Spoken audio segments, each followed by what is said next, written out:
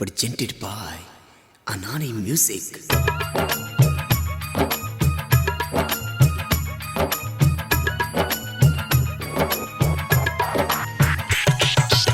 Recording by Anani Music, Shekhpura.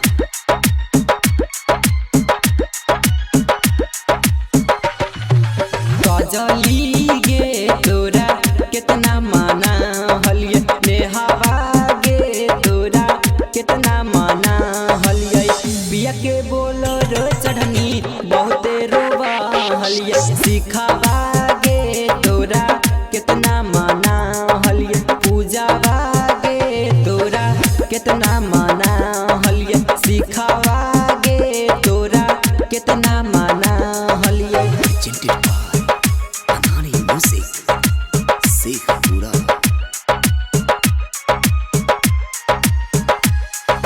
DJ Vikas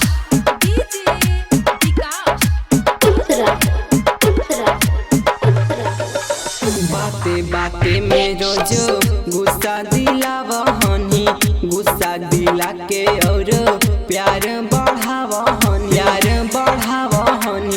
Recording by Anani Music. बाते बाते में रोजो गुस्सा दिलावहनी गुस्सा दिला के और प्यार बढ़ावहनी मिलेला तोरा से हम दौड़ा लाया बहलिए मिलेला तोरा से हम दौड़ा लाया बहलिए सिखावा गे तोरा कितना माना हलिए पूजावा गे तोरा कितना माना हलिए Presented by Anani Music, Shekhpura.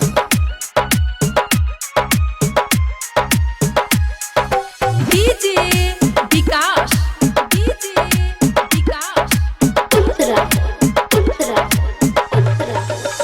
बिया के डोली में जब बेवफा चाल गेनी गौतम निदारदी के जीते दफान के Recording by Anani Music. पियावा के डोली में जब बेवफा चाल गेनी